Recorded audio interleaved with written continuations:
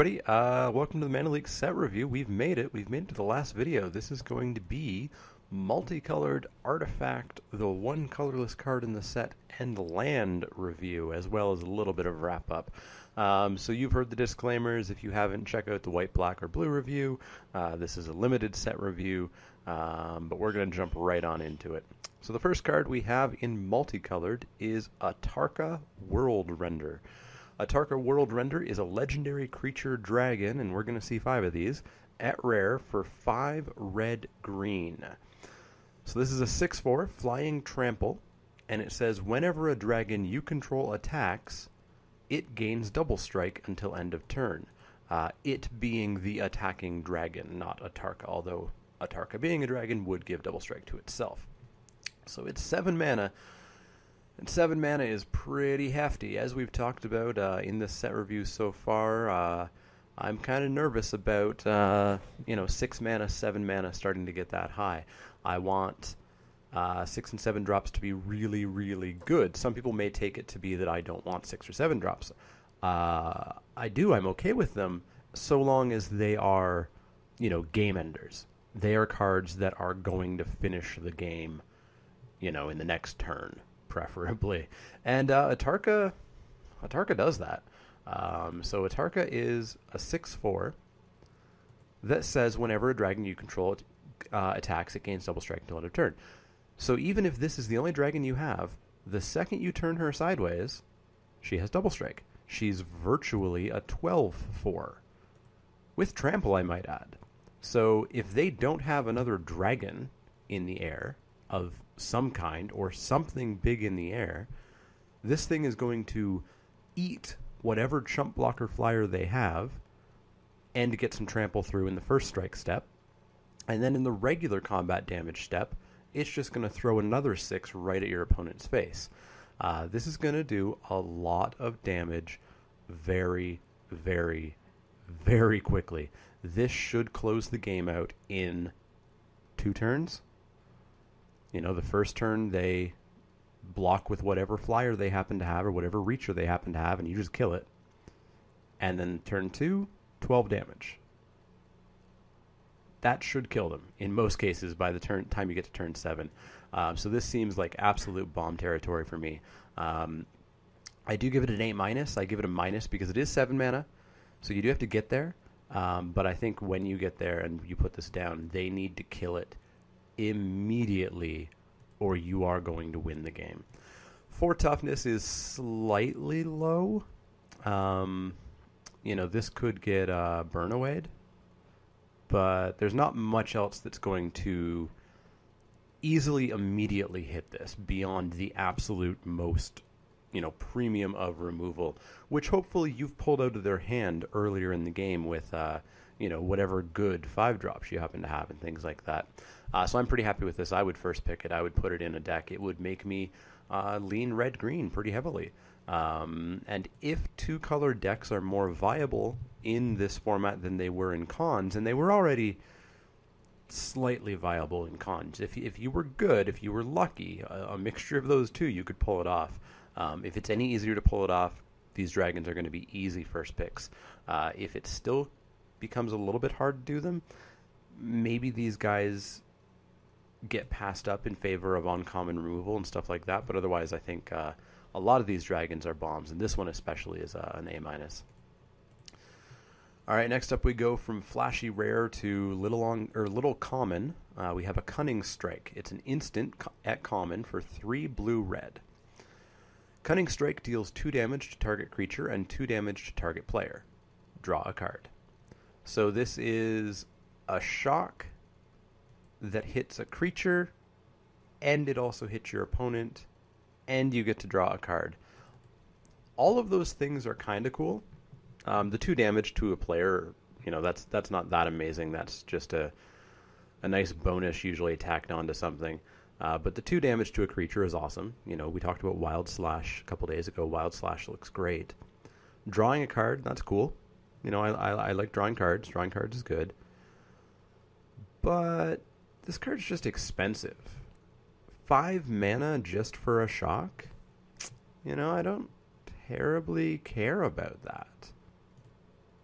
I just, I want to shock for 2. Or sorry, not for 2. I want to shock for 1. 2, I want to be doing 3 damage usually. I don't want to pay 5 mana to get rid of a morph, or to finish off a creature in combat, probably with my creature dying as well in order to get in that damage. The 2 damage to player just doesn't seem that useful, and the draw card is just kind of nice. I think the issue here is that this card starts out really cheap at deal 2 damage to our creature, and then as you put on awesome abilities, it becomes more and more expensive to a point where it's just too expensive. The abilities don't quite stack value-wise as far as mana cost goes. So this just really does seem too expensive for me. I don't ever really want to take this card, and I don't ever really want to play it. If I happened to be a little bit of a controlling deck, and I saw my opponent had an awful lot of morphs or X2s or something, I could maybe see siding this in, but I don't ever really want to be playing this card. So I give it a C minus. It's not a bad card. Everything it does is fine. It's just the price for me. So I don't consider it a failure. I don't consider it a card that I would, feel bad playing. Well, no, I might feel a little bit bad playing this, actually.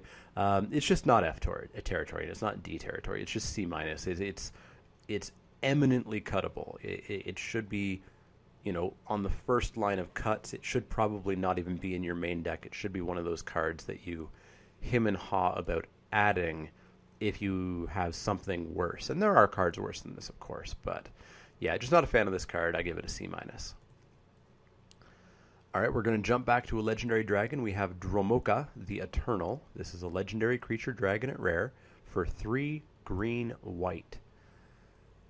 Dromoka is a 5/5 flyer, and she says whenever a dragon you control attacks, bolster 2. So all of these dragons have some sort of whenever a dragon attacks. And we have the uncommon dragon cycle, and we have that one common dragon you should just not be playing. Other than that, we don't have any. Khans doesn't have any dragons. I guess technically, if you had Sarkhan and you +1 to him, he becomes a dragon, and that would count, but don't count on having Sarkhan in a drafter and sealed. So essentially, you can just imagine that these dragons affect themselves. If they ever happen to get another dragon with them, that's cool. At that point, you really should just have the game won by having 2 dragons on the battlefield. But anyways, whenever a dragon attacks, whenever a dragon you control attacks, you bolster 2. We've talked about bolster a lot. I don't like it by itself.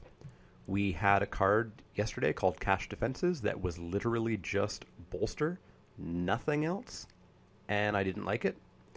And we've talked about how I just don't like bolster by itself or virtually by itself.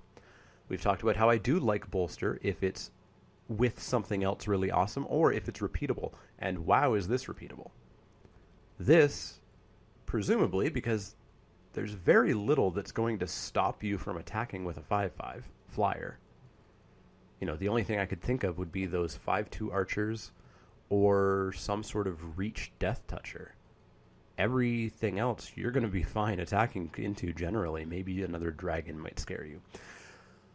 But yeah, so you're going to be bolstering 2, probably every turn. At worst, this is just going to be pumping up your battlefield. So I'm hesitant about bolster because I don't want to have, I don't want to have Whisperer of the Wilds. I don't want to have that O2 mana dork and my bolster be going on to it, making it a 2/4. But I'd be completely fine with that happening for 1 turn. That O2 becomes a 2/4 the first time I attack with Dromoka.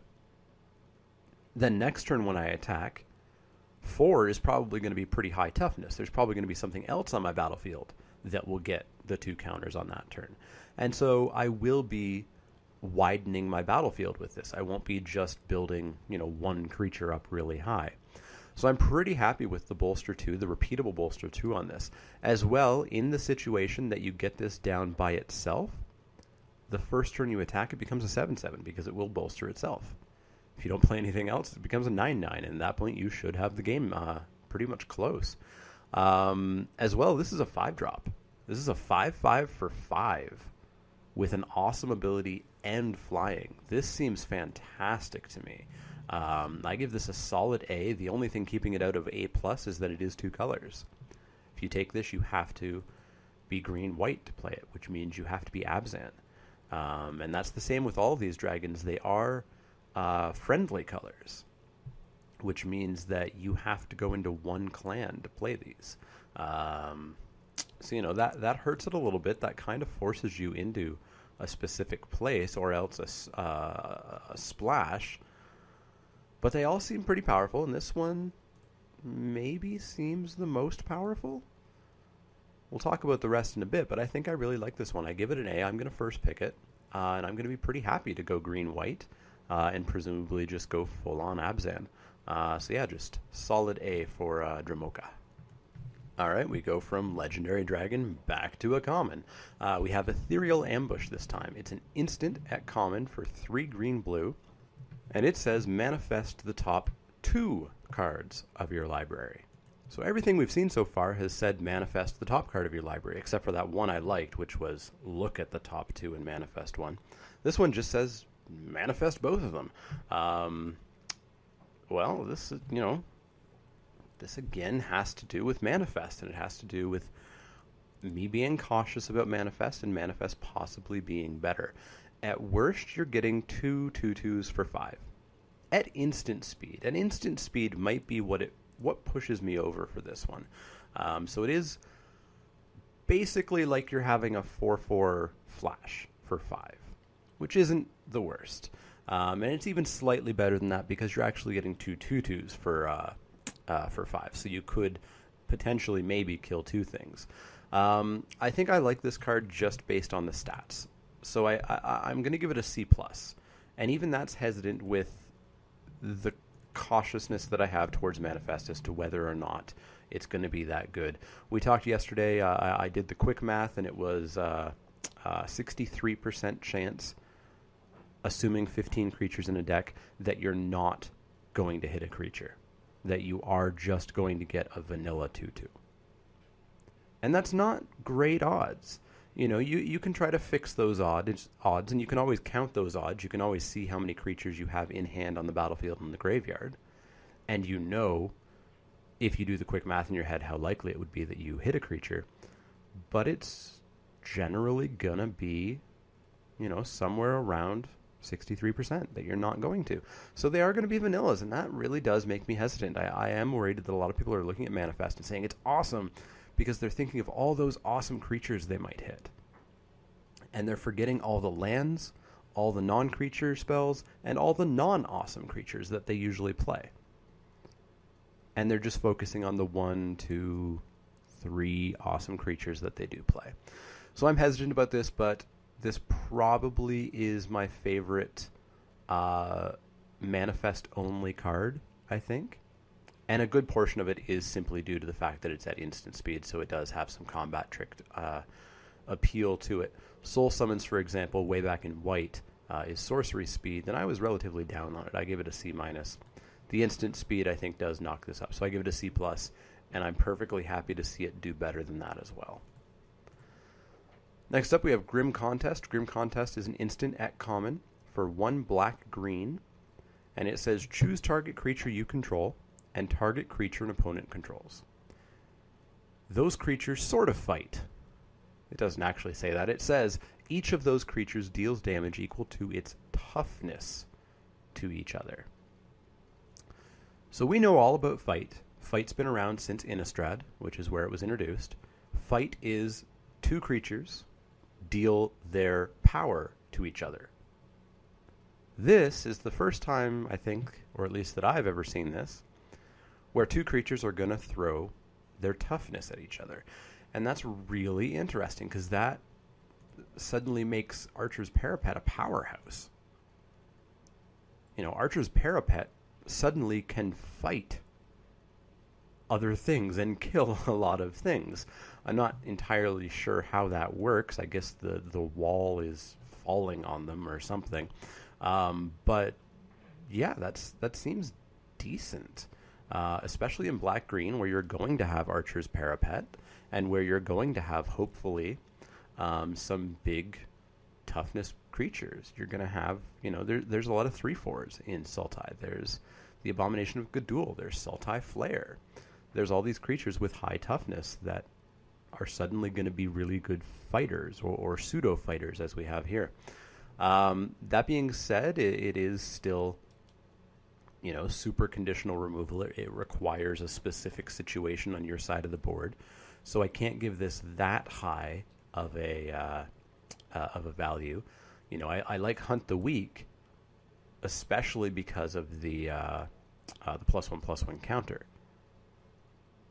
This I do like a little bit less, but I think it's going to be really interesting to suddenly be, staring at an Archer's Parapet in a Sultai deck and worrying that it's just going to kill one of your creatures, because that's not what Archer's Parapet does.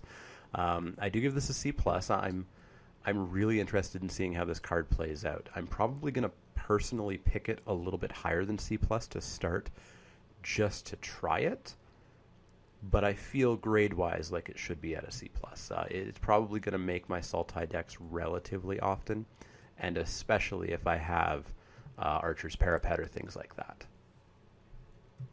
Next up, we have Harsh Sustenance. It's an instant for 1 white-black at common, and it says Harsh Sustenance deals X damage to target creature or player, and you gain X life, where X is the number of creatures you control. I like this quite a bit. It's, again, that sort of super conditional removal where the condition is your board state. But I think in black-white is precisely where this card wants to be. Black-white warriors, obviously, is where this really wants to be. If you're pumping out tokens, and black and white can really pump out tokens, this is going to be a huge spell. If you have a turn 1 play, a turn 2 play, turn 3 Horde Chief, at that point you've got 4 creatures on the board on turn 4. And you can cast this. And you're going to do 4 damage and gain 4 life. You're going to kill, 99% of the things that could possibly have been played on turn 4. Too much longer in the game, and you're going to kill big things with this and gain some life. The life gain is not going to be minimal in a token strategy in Black-White Warriors. So I do really like this. I give it a B-. I'm going to pick it relatively highly. I'll probably pick this over a number of uncommons, especially if I'm in black and white, which I'm often not. Black-White is very, very overdrafted. You load up a pro stream and they are drafting Black-White. They are forcing Black-White because it is so powerful. It is extremely dominant. But because it's drafted so much, that means that you often have a couple of people drafting it. And you don't want to be the third person drafting the exact same archetype as 2 other people. You're going to get one heck of a weak deck out of it, and so are they. And then somebody with a less powerful archetype but a more consistent deck is just going to stomp you. So yeah, I really like this card. I'm probably going to pick it highly. I'm just hesitant about the fact that Black-White is so overdrafted. I do really hope that this set weakens Black-White Warriors, but from what I've seen, I don't necessarily think that's going to be the case. And I think this spell is going to be a cornerstone of that deck. So I do give it a B- based on the power, based on how highly I will try to take it if I want to try going Black-White Warriors. But I really need a sign that it's open for me to go into it. I would never try to force it just because it is so overdrafted. All right, enough of those commons. Let's get back to some legendary dragons. This time we have Kolakon. I assume that's how you say that. The Storm's Fury. This is a legendary creature dragon at rare. It's 3 black-red, so this is the Mardu dragon. Flying. Whenever a dragon you control attacks, creatures you control gain +1/+0 until end of turn. Dash, 3 black-red. So this dashes, and it's a 4/5, by the way. So this dashes for the exact same cost as you could just cast it. So it's really sort of a question of, do you want to attack with this guy this turn? If so, you probably want to dash. Or do you want a blocker, or do you have time to put this guy down, in which case you can just cast him. And whenever he attacks, every single creature that you control gets half a Trumpet Blast. So if you have 2 dragons, you get a free Trumpet Blast. Better than Trumpet Blast, actually, although it's not terribly going to matter, in that it doesn't hit, or sorry, it does hit every creature, not just your attacking creatures. But of course, it's until end of turn, so it's not like that's going to carry over or anything. But this still seems like just a really solid, powerful effect. This is a 4/5. When it attacks, it's a 5/5. So, this is going to be a 5/5 dragon for 5, which is great, just like Dramoka. 5/5s for fine are perfectly fine. The only situation where this won't be a 5/5 will be as a blocker, or if you're fighting with it or something like that. But it just seems pretty solid. I'll take a 5/5 flyer for 5 any day. And the fact that if you are an aggressive deck, if you do have other attacks, they just all become bigger, is awesome. I'm a super big fan of this card. I think it's probably on par with Dramoka for me. I give it a solid A. I'm first picking it. If I see it, I will go Mardu because of this. I really like Mardu anyways. I do like being aggressive, especially in this format where board stalls can happen and where people do try to play maybe a little bit later than they should. I'm perfectly happy with this card. I'm perfectly happy dashing with it if I'm going to get damage in right now this second, and I'm perfectly happy casting it if I have time to waste, or if I just want to get it out of my hand and onto the battlefield as a blocker. So I think this is just a solid A. Take this card, go Mardu, don't look back. Next up we have Ojutai, Soul of Winter. This is a legendary creature dragon at rare for 5 white blue. So this is the Jeskai dragon, and it's a 5/6 flying vigilance. So a 5/6 for 7 that flies and has vigilance. That's a little bit expensive. Our previous 7-drop was a 6/4 flying trample when attacking double strike. That sounds a lot better to me than a 5/6 flying vigilance for 7. So at the moment, a Tarka has the upside here. But what does this dragon do? Well, whenever a dragon you control attacks, tap target non-land permanent an opponent controls. That permanent doesn't on-tap during its controller's next on-tap step. So you get to attack and you get to Frost Breath something. You get to tap something down and it's going to stay tapped for a turn, except a land. So you can't mana screw your opponent out or anything like that, which is relevant. Frost Titan could hit lands, and that was actually often pretty decent thing to do. This only does hit creatures, so it will get their flyer out of the air, or get their reacher out of the way, which will allow Ojutai to attack through for 5, which seems fine. It doesn't seem the best. Again, don't get too sidetracked by the fact that it's whenever a dragon attacks. Odds are you're going to have this dragon in your deck and nothing else. If you get lucky and you happen to get one of the on-color 6-drop dragons, and you are confident enough to play a 6-drop and a 7-drop and whatever else you're playing, maybe you'll get the double effect out of it. But in general, you should expect to get just the one single dragon activation. The card seems fine, but it doesn't feel like it immediately closes the game like a Tarka does. A Tarka, if they don't deal with it and they don't have a blocker, will probably kill your opponent in one hit. By the time you get to turn 7, if you've done 8 damage, a Tarka ends the game the turn after you cast it.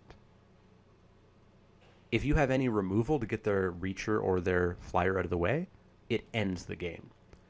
Ojutai, it's still going to take 3 turns to end the game. And I don't want a 7-drop that takes 3 turns to end the game. I want a 7-drop that takes a turn.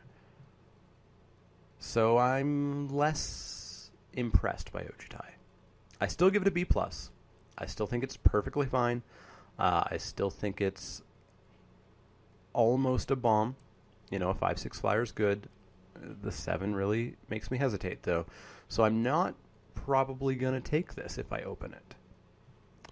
If I get past it, second or third pick after taking a pretty powerful white or blue spell, or creature or rare or whatever I take, then I'd probably pick it up. But I'm not looking to first pick this dragon like I am looking to first pick Kolakan, Dromoka, and a Tarka. So, little unfortunate for the Jess guy, but Ojutai gets a B+. Next up we have the last dragon. This is the Sultai dragon. This is Silumgar, the Drifting Death. It's a legendary creature dragon at rare for 4 blue-black, and it's a 3/7. So, one heck of a big toughness there, and one really, really low power. It's a flying hexproof dragon. So this dragon is not going to get eaten by removal. The only thing that's going to hit this dragon would be Dead Drop or Merciless Executioner or whatnot, if you don't have other choices to sacrifice. And by turn 6, turn 7, turn 8, you're probably going to have other choices. So this dragon is arguably untouchable from removal for most of the time. And its ability says whenever a dragon you control attacks, creatures, all creatures, defending player controls gets -1/-1 until end of turn. So this eats 1/1s or X1s. It weakens anything else on the ground. So maybe your other creatures are going to come with this guy. And he gets in for a measly 3. I don't know what to think about this guy, to be honest. The ability's cool. Again, don't get sidetracked thinking about, oh man, I'm going to get 3 dragons and it's going to be -3/-3 every time I attack. It's not going to happen. You're going to have this one, and you're going to be lucky if you have a second one. And remember, you're going to have to actually have them both down and attack with them for the triggers to actually happen. So in general, this is just going to be -1/-1 to everything. And, I mean, if your 3/7 can't fight with their flyers, I don't think -1/-1 is going to do much to them. And -1/-1 doesn't kill most flyers. It kills Mistfire, Weaver, Jeskai, Wind Scout, but not many of them. Most flyers are 2/2s. The most prominently seen one is Kirin, which is 2/3. So I don't think this is going to drop the flyers out of the air. And I think this already could kill any flyers that are in the air. Yeah, I don't like the power on this. I don't like the 3. It's so weak. I get to turn 6, I put this down, and I'm still many, many, many, many turns away from winning. It's going to take a long time after this guy comes down for me to win. And that's not what I want to do. That's also not what I want to do in Sultai. In Sultai, I want to generally control, maybe hit their hand for cards, things like that, have them have nothing left, have them in top deck mode, and then I want to put down one bomb that's going to finish the game in 2 turns, 3 turns. Silumgar does not finish the game in 2, 3 turns. It finishes the game in 6, 7, 8 turns, something like that. So I'm not a big fan of this dragon. I think I even like it less than Ojutai. Ojutai is more expensive and is vulnerable to removal, but at least it's a 5/6. This being a 3/7, I think, knocks it way too low. I give it a B. Like Ojutai, no way am I first picking this. And I also don't know if I would take it second or third pick. There's a lot of good blue spells in this set. There's a good number of black spells in this set and creatures. There's a lot I'd probably take over this dragon. I'm not a big fan of his abilities. I imagine by giving him hexproof, they had to make him pretty weak. If this was a 5/6 hexproof, it would just be broken. I think by giving it hexproof, it significantly weakened what this thing does as a whole. So I do have to give a B to Silumgar, Obviously not a low mark. I'm not giving it an F, a D, a C. If you have this, you're probably going to put it in your deck just because, but I'm never really going to be looking to put it in my deck. If I happen to end up with it, cool. In sealed, I can see this being fine, but yeah, I'm not impressed by this guy, so I give him a B, which is probably primarily just due to being a relatively big flyer. All right, last multicolored card of the set, we have Warflare. Warflare is an instant for 2 red-white at common, and it says creatures you control get +2/+1 until end of turn. Untap those creatures. So this is Rush of Battle, basically. The downside of Rush of Battle was always that it was sorcery speed, so you had to cast it and say, hey opponent, look, this is what's going to happen. There's not going to be any surprises. I'm casting this spell. These are what my guys are now for power and toughness. You know exactly what's going on. Warflare doesn't have that downside. You have to get rid of the fact that your warriors have lifelink. And Rush of Battle arguably was delegated to the warriors deck because of that ability. But Warflare knocks out that downside. It removes that niche ability, and it adds that it untaps those creatures, meaning that this can just as easily be a defensive spell. This can be a spell where, maybe your opponent alpha striked you. Maybe you're in a race, and your opponent, swung at you with their 2 or 3 creatures. And you swing right back at them with their 2 or 3 creatures. And they assume, okay, this is a race, so I'm going to swing back in with my 2 or 3 creatures. And you untap all of your creatures, give them +2/+1, and wipe their board. This has a lot of potential. This has a lot of potential equally on defense and offense, and that is awesome. And it's in red-white. Red-white is a very aggressive color combination. It's the Mardu color combination. It's also the Jeskai color combination. And I feel like, I hope anyways, that Jeskai is getting a little bit better for aggro this set. And Mardu, of course, always was good for aggro for this set. So I'm pretty high on this card. I give it a B. It's not a bomb, it's just a combat trick. But I think this card's going to do a lot of good work. The fact that it can finish games for you, or surprisingly blow out your opponent's blockers, or surprisingly blow out your opponent's attackers, I think just gives this so much versatility. So I give it a B. It's honestly a little bit surprising to me that this is at common. It feels like an uncommon, and I'm going to pick it like an uncommon. I'm going to pick it relatively highly if I have any inkling that I'm going to be going red-white. All right, so that's multicolored. Not many cards. We had the Cycle of 5 Dragons and the Cycle of 5 Commons. They all seem kind of interesting. The only one I'm really down on is Cunning Strike. I'm going to be excited to try most of them. But let's move on to artifacts. So the first artifact we have is Goblin Boom Keg. Goblin Boom Keg is an artifact at uncommon for 4. 4 colorless, of course. Artifacts don't have colors.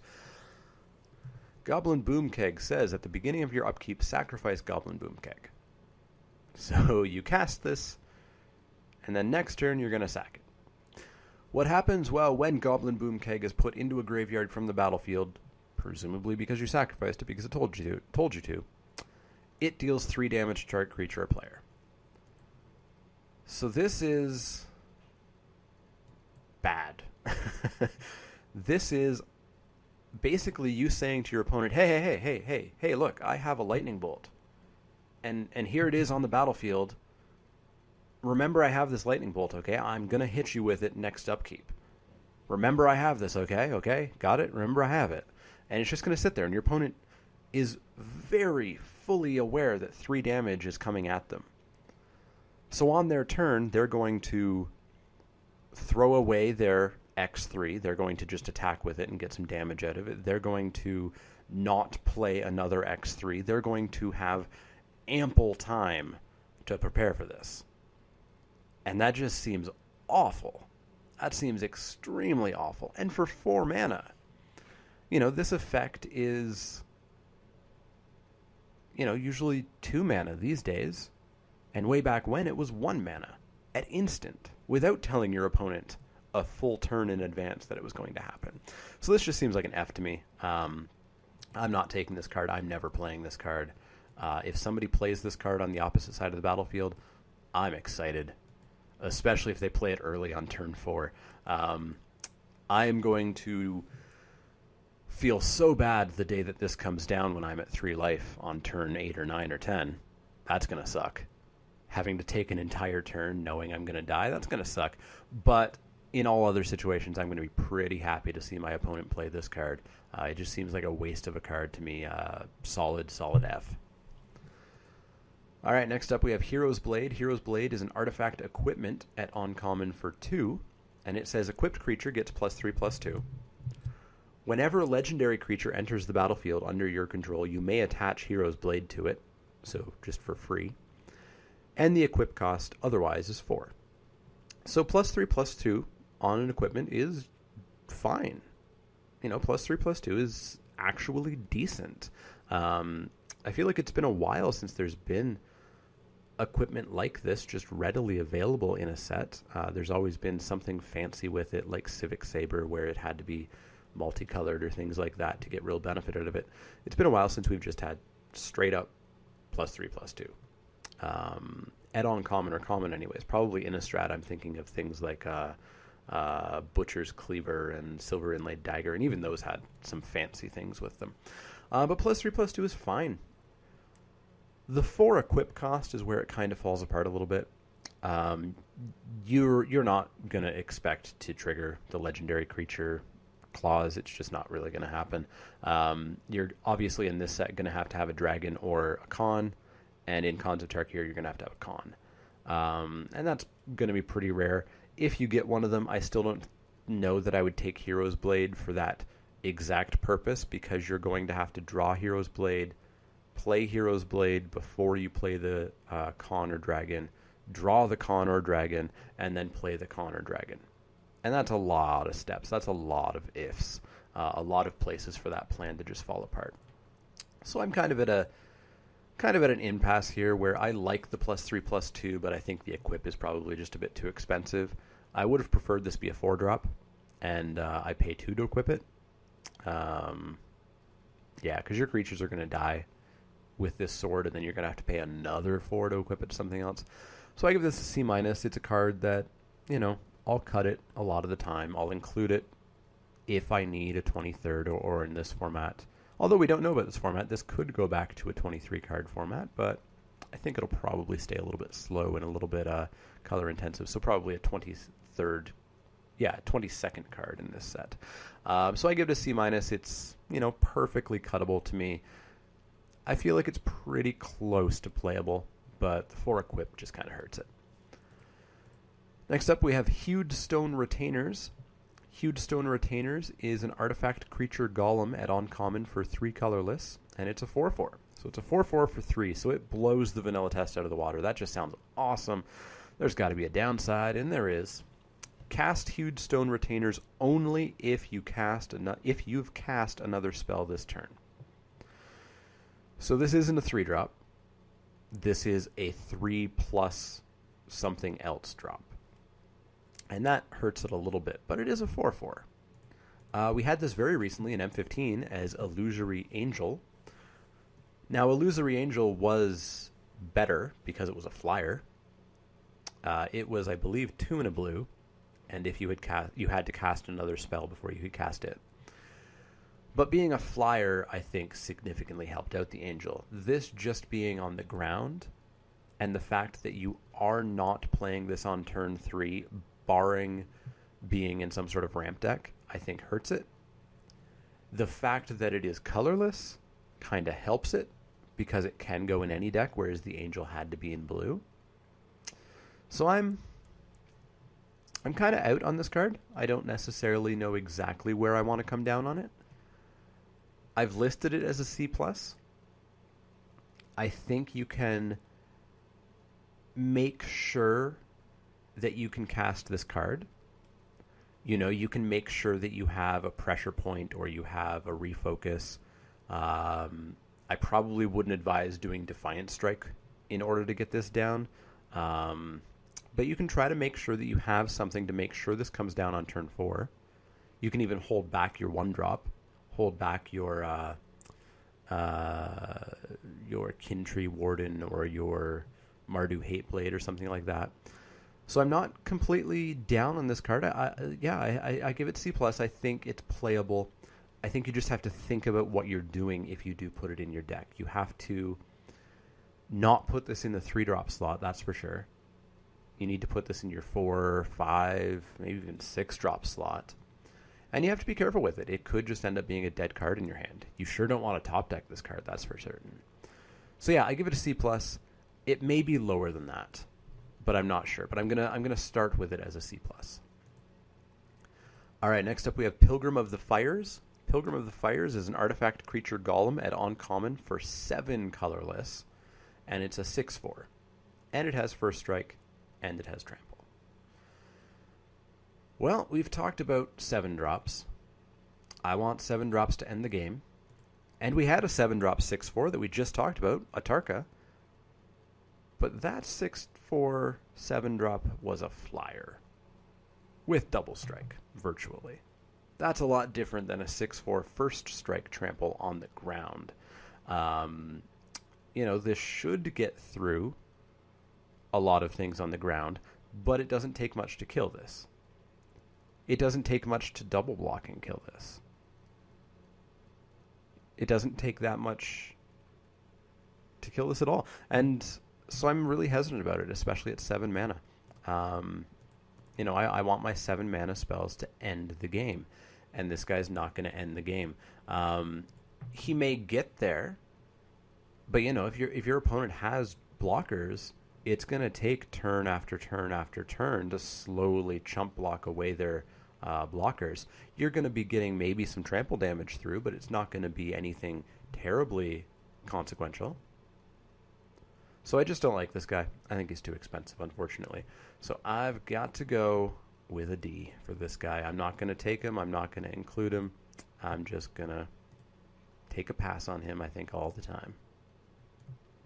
All right, next up we have Scroll of the Masters. This is an artifact for 2 colorless at rare. And it says whenever you cast a non-creature spell, put a lore counter on Scroll of the Masters. Pay 3, tap Scroll of the Masters. Target creature you control gets +1/+1 until end of turn for each lore counter on Scroll of the Masters. So this is interesting. This is kind of banking your prowess.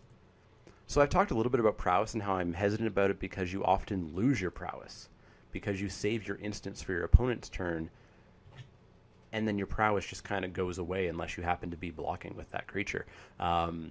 This banks your prowess. Every time you cast a non-creature spell, you get a lore counter.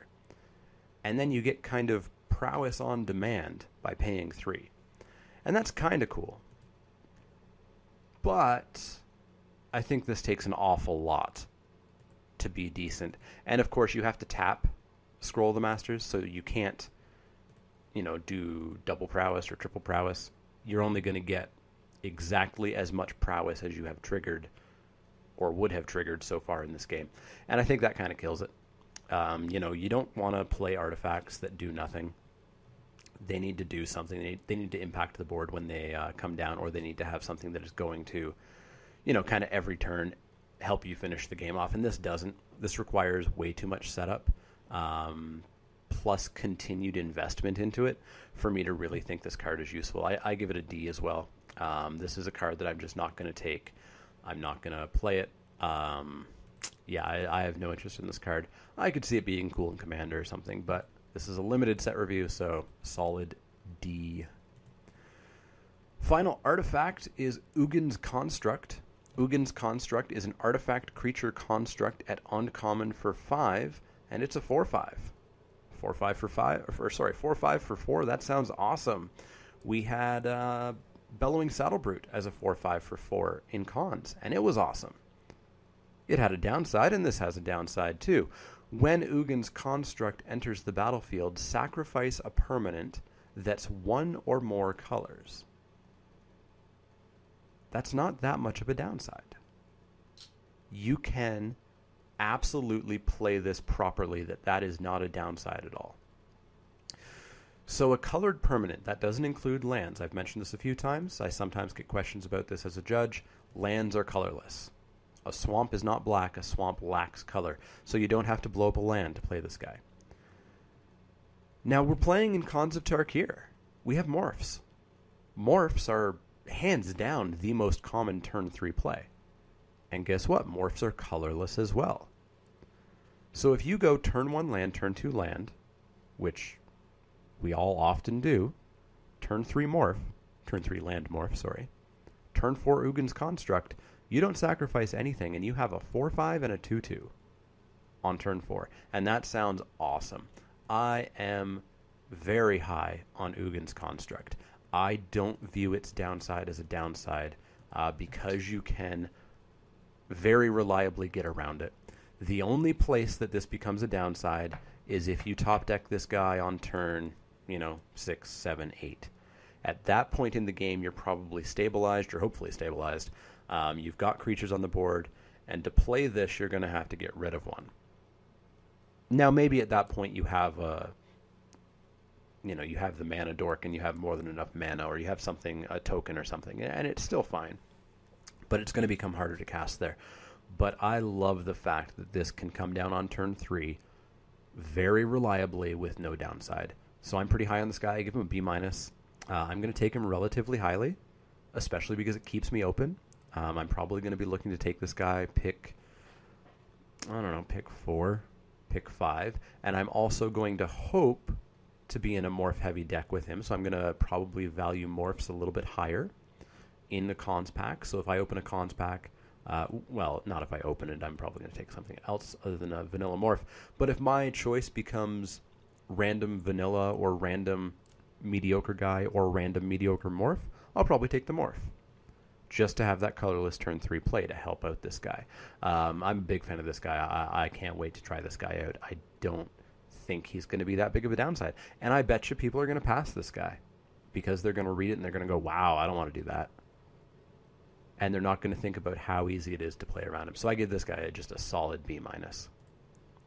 All right, so that's all we have for artifacts. So we have a single colorless card to talk about, and everybody knows what this is going to be. This is going to be Mugen the Spirit Dragon. This is a Planeswalker Mugen at Mythic for 8 colorless. It starts with 7 loyalty. You can +2 Mugen, and Mugen the Spirit Dragon deals 3 damage to target creature or player. So it's Lightning Bolt. You can -X Mugen, and exile each permanent with converted mana cost X or less, that's 1 or more colors. So you get to just exile everything on the battlefield that you want to. The turn this guy comes down, if you want to, for 7 and just kill him. Seems kind of a waste, though. But if you're in desperation mode, you could. Now, it's permanents that are 1 or more colors, so that's going to not hit lands, remember. It's also not going to leave much unless people are playing a lot of Egans Constructs. There's not going to be much left on the battlefield. So it's going to be basically a board wipe, plus enchantment wipe, plus etc. wipe. If you get this guy up to 10, which isn't too hard, it's just 2 turns, because this guy goes to 9 immediately on the turn that you play him if you +2 him. You can -10 him, and you gain 7 life, you draw 7 cards, and then you put up to 7 permanent cards from your hand onto the battlefield. Pretty solid if you ask me. Now this guy's a Planeswalker. He's super expensive. You're going to first pick him because of that. He's a Planeswalker. You're going to first pick him because of that. Planeswalkers are huge and limited. Even the worst Planeswalkers are still a target. You can look at Mugen, and at the absolute minimum, you can say Mugen gains you 7 life. Because your opponents are going to be attacking Mugen to get him down instead of attacking you. And that gives you more turns to draw cards, to do stuff, to kill your opponent. So Planeswalkers gain you life, even when they don't have an ability that explicitly says it gains you life. Mugen's abilities are awesome. Lightning bolting for his plus is awesome. That's going to blow up a lot of things. The board wipe is awesome. That's going to demolish the board and allow you to probably just control the game right there. And if you ultimate him, you're probably going to win the game. The nice thing is, I was actually just thinking of this. I was thinking, well, on turn 8, although turn 10, if I need to get him up to 10, and I ultimate him, I'm not going to have many cards in my hand to put onto the battlefield. But you draw your 7 cards before that.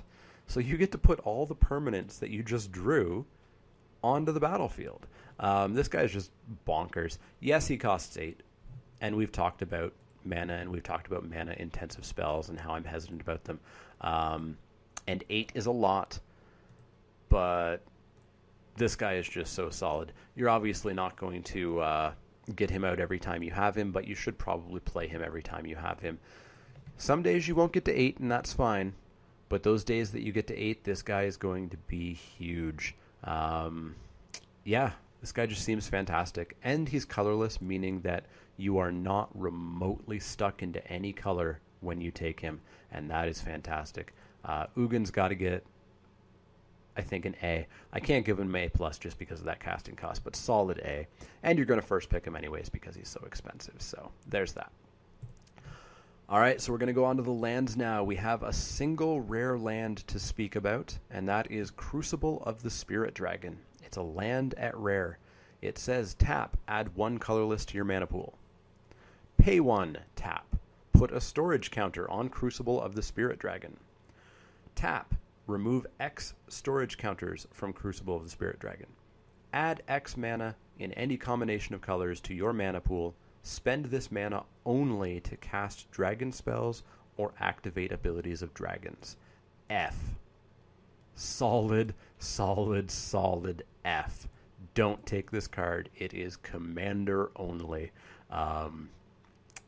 This doesn't even have standard potential, I don't think. There's not going to be enough dragons. Absolute F. Let's give this an F- if we can. Don't take it. You're not going to be able to do anything with this in limited. It's a dead card.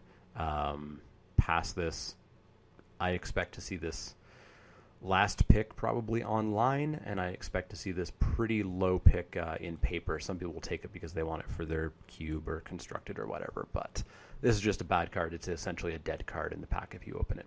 This is the rare you don't want to see in your pack in limited. Now we have some other lands that we can briefly talk about.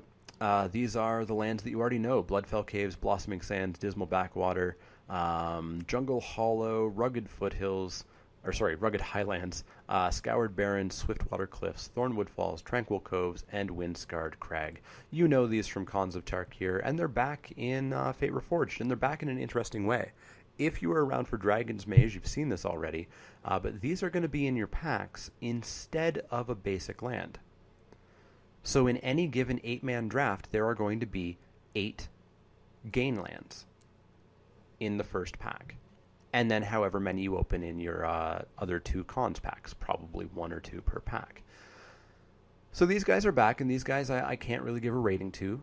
You know how useful they are, and you know kind of how you take these. Some people take them highly, some people take them lowly. You know they're needed, and that's about all I can say. Yeah, I can't say too much about these. There's no grade that really fits on them. You're going to know if you want them. Just be aware that there are going to be 8 available in an 8-man draft in Pack 1. So hopefully you should be able to get what you want of these lands.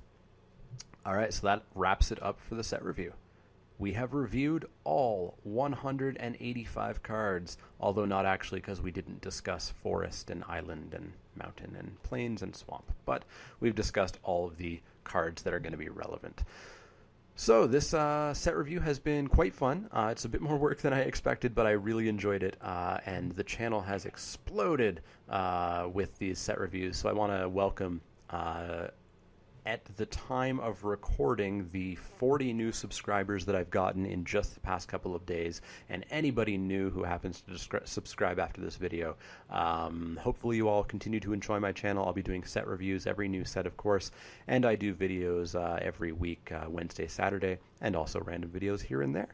I just want to do a couple of quick notes about the pre-release, because this video is going to go up before most people do the pre-release. If you happen to be off in Australia or somewhere else, you may have already done your pre-release by the time this goes up, but a lot of people won't. I can't say much about the pre-release. The pre-release is going to be a wonky, messed up format. So if you haven't heard, the pre-release is going to be 4 packs of Fate Reforged, 1 pack of Cons of Tarkir, and 1 sealed pack that, as of recording, nobody knows what's in it. It might be all Fate cards, it might be all Cons cards, it might be a mixture, who knows. That sounds like a bad format to me, to be honest. I know a lot of people complained when Born came out that they got 3 packs of Theros. These were presumably new players who weren't familiar with the fact that sealed is usually 3 packs of the large set and 3 packs of the small set when the second set comes out. And so I imagine because of those complaints, Wizards decided to significantly up the amount of new cards you're getting in this set. Unfortunately, the sets are designed to be played as 50% Cons, 50% Fate Reforged when it comes to sealed. So this pre-release is going to be wonky. So the best advice I can give you is to be aware that morphs are going to be super rare. You're going to have 1 pack of morphs. You're going to have maybe 1 playable morph in your pool. That's going to wildly change how mana works. That's going to wildly change how consistently you think you can have a 3-drop. That's going to be weird. There's going to be a lot weird with this format. So unfortunately, I can't give too much advice to it, and I don't want to spend too much time on it because this format only exists for 2 days. After this, every other sealed event you play will be the normal 3 packs of Cons, 3 packs of Fate, which is what this entire set review series has been focused on, sealed and draft, which will be 1 pack of Fate and 2 packs of Cons. So I don't want to give too much advice on that. As well, as far as picking a clan goes, pick what you want. You know, a lot of people freak out about which clan is the best and which one should I take. What clan you choose affects 1 single pack. It affects 15 cards that you're going to get out of 75. It's not going to be that big of a deal. I went Abzan in the Cons of Tarkir pre-release. I opened a Sarkon. My quote-unquote Abzan rare was a High Sentinels of Erishan. And so I went Mardu.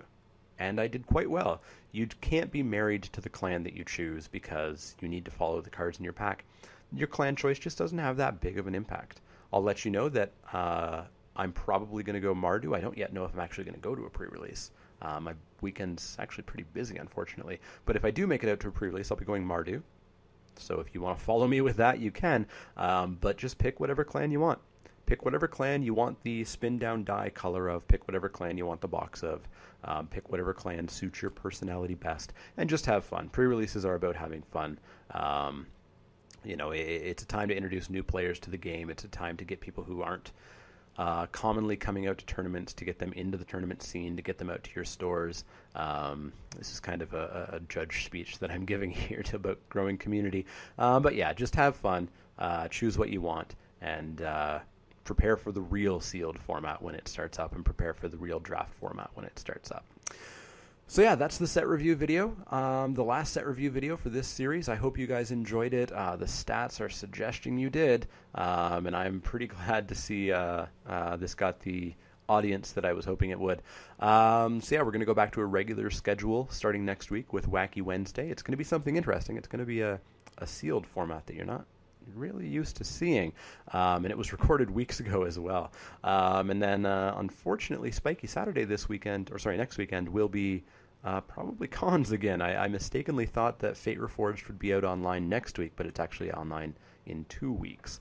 But stay tuned for those videos. If you liked these videos, let me know for sure. Any comments, questions, suggestions, let me know in the comments below.